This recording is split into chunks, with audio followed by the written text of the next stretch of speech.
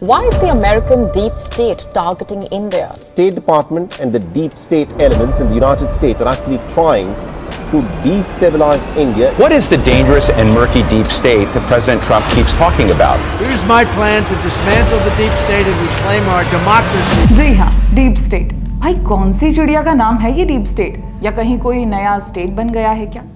दोस्तों, आजकल deep state शब्द भारत में काफी सुनाई दे रहा है। भारत को अस्थिर करने के उसके प्लान की चर्चा हो रही है। कुछ लोग कह रहे हैं कि ऐसा कुछ नहीं है। जो लोग ऐसा कह रहे हैं उनके ऊपर ये आरोप लग रहा है कि वो खुद डीप स्टेट के लिए काम करते हैं। कुछ विषयों पर क्लैरिटी है तो कुछ पर डाउट। ऐसे में आइए एक बार आसान भाषा में समझ लेते हैं कि ये डीप स्टेट आखिर क्या है और क्यों ये हमारे लिए एक गंभीर विषय है। दोस्तों, क्या आपने कभी सोचा है कि अगर आपके परिवार में घट रही चीजों को आपके पड़ोसी नियंत्रित करे तो क्या होगा? आप क्या खा रहे हैं, क्या पहन रहे हैं, आपके बच्चों को क्या करना है, सब कुछ डिसाइड करने की पावर आपके पड़ोसियों के हाथ में आ जाए तो शायद ही फैमिली कभी फैमिली रह पाए। लेकिन अगर मैं कहूं कि इस मॉडल को परिवार पर नहीं, कुछ लोगों द्वारा अलग अलग देशों पर लागू करने का प्रयास सालों से चल रहा है, तो आपको विश्वास करना पड़ेगा।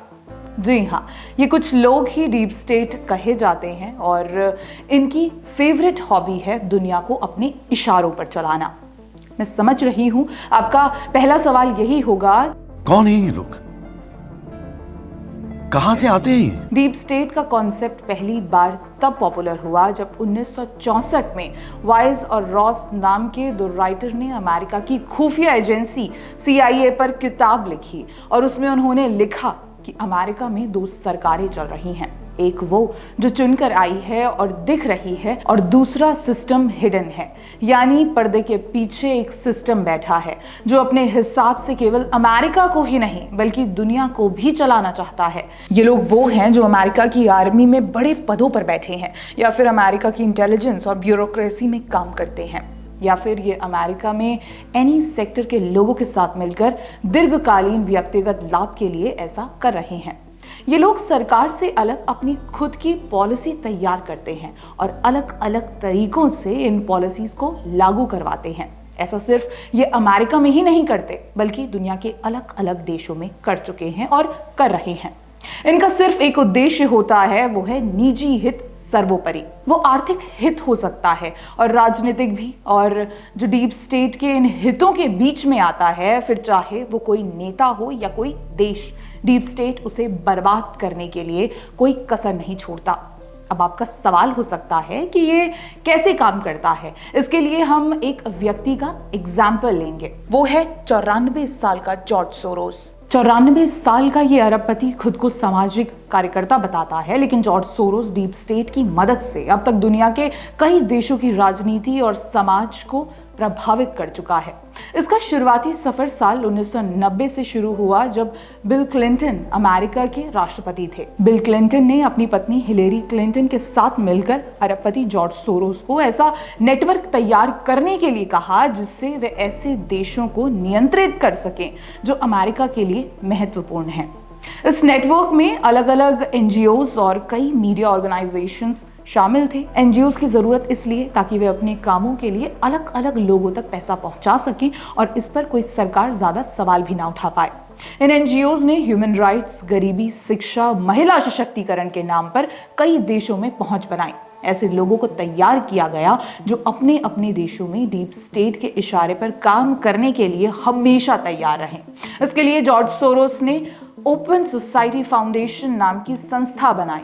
अगर हम भारत की बात करें तो सोरोस की संस्था ओपन सोसाइटी फाउंडेशन ने 1999 में पहली बार भारत में एंट्री की और तब से ही इसने ऐसे लोगों का तबका बनाया जो चमड़ी से तो भारतीय हों लेकिन सोचें सिर्फ डीप स्टेट के इशारे पर। इसके लिए ऐसे इंडियन स्टूडेंट्स को पहचाना जाता है जो विदेश में पढ़ना चाहते हैं। उन्हें जॉर्ज सोरोस की संस्था द्वारा फेलोशिप और छात्रवृत्ति दी जाती है और फिर बाद में ये लोग उन्हीं ऑर्गेनाइजेशंस का हिस्सा बनते हैं जिन्हें जॉर्ज सोरोस अपनी अलग अलग संस्थाओं से पैसा भेजता है। यानी आम शब्दों में कहें तो किसी को गोद लेकर पढ़ा लिखा कर तैयार किया सिर्फ इसलिए ताकि भविष्य में उसके जरिए अपने मिशन को अंजाम दे सके।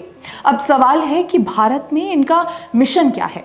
भारत में इस समय अमेरिकी डीप स्टेट का मिशन है मोदी को हटाना। जॉर्ज सोरोस अपने भाषण में इस बात को खुलेआम स्वीकार कर चुका है। सोरोस ने CAA और कश्मीर में आर्टिकल 370 हटाए जाने पर भी PM मोदी पर निशाना साधा था। दरअसल जब से मोदी PM बने हैं, डीप स्टेट भारत को अपने अनुसार नहीं चला पा रहा है। मोदी सरकार ने ऐसे कई NGOs की विदेशी फंडिंग पर रोक लगा दी है और जॉर्ज सोरोस के फाउंडेशन को मोदी सरकार ने वॉच लिस्ट में डाल दिया है। यानी विदेशी फंडिंग से पहले भारत सरकार की परमिशन लेनी होगी। लेकिन इन सब के बावजूद भी डीप स्टेट भारत में अपने लक्ष्यों को साधने का प्रयास करता रहा है। पहला लक्ष्य भारत के खिलाफ हो रही एक्टिविटीज को सपोर्ट करना, दूसरा ऐसे मीडिया हाउस या पब्लिकेशन को फंड करना जो भारत के खिलाफ लिखता या बोलता हो। भारत में भी ऐसे कई बड़े नाम हैं जो डायरेक्टली जॉर्ज सोरोस से जुड़े हैं या फिर कहीं ना कहीं से उन्हें जॉर्ज सोरोस के ओपन सोसाइटी फाउंडेशन द्वारा मदद मिलती है। यही वो लोग हैं जो समय समय पर आपको मोदी विरोध में सबसे आगे खड़े दिखते होंगे। कभी किसानों के सहारे आंदोलन के नाम पर तो कभी मुस्लिमों को भड़काकर महीनों तक सड़कों पर। हम बताते हैं कि इस लिस्ट में कौन कौन नाम शामिल हैं। सबसे पहला नाम रवीश कुमार। रवीश कुमार को मिले पुरस्कार हो या उन पर बनी डॉक्यूमेंट्री फिल्म, इन सभी का लिंक जॉर्ज सोरोस के फाउंडेशन से जुड़ा ही जाता है। इसके अलावा सोरोस जीवियों की सूची में लेफ्ट विंग वेबसाइट स्क्रोल, पत्रकार चित्रांगदा चौधरी, RTI एक्टिविस्ट शेखर सिंह, कश्मीर का एक लेखक और पाकिस्तान परस्त कथित पत्रकार बशारत पीर, प्रताप भानु मेहता, इंदिरा जयसिंह, आंदोलनजीवी योगेंद्र यादव, अमर्त्य सेन जैसे बड़े नाम शामिल हैं। जी हाँ, अमर्त्य सेन भी। अगला नाम है हर्ष मंदर। वही हर्ष मंदर जिनका नाम दिल्ली के हिंदू विरोधी दंगों में सामने आया था।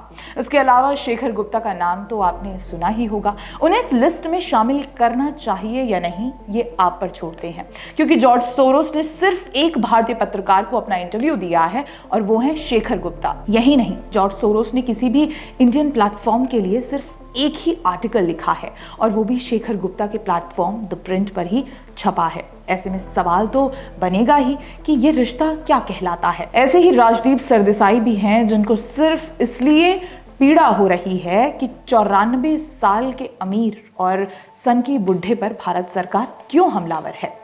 लेकिन हमलावर क्यों ना हो, कई देशों की अर्थव्यवस्था को बर्बाद करने के बाद डीप स्टेट जॉर्ज सोरोस के सहारे लगातार भारत की अर्थव्यवस्था और एकता को खत्म करने का प्रयास कर रहा है। चाहे भारत के सबसे बड़े ग्रुप में से एक अडानी ग्रुप के खिलाफ संस्थागत षड्यंत्र हो या विदेशों में जाकर मोदी सरकार के खिलाफ साजिश, इन सभी में जॉर्ज सोरोस और उसका संगठन सबसे अधिक सक्रिय नजर आता है और भारत में इनका नेटवर्क इनकी मदद के लिए बैठा ही है। आखिर मकसद तो एक ही है, मोदी को हटाओ। लेकिन अब पूरी स्टोरी में सबसे बड़ा ट्विस्ट आ गया है। जॉर्ज सोरोस के साथ राहुल गांधी और सोनिया गांधी का नाम सामने आया है। दोस्तों, अगले वीडियो में हम आपको बताएंगे कि कैसे गांधी परिवार जॉर्ज सोरोस के साथ रिश्तेदारी निभा रहा है। तब तक के लिए बने रहें हमारे साथ और देखते रहिए द पैम्फलेट। धन्यवाद।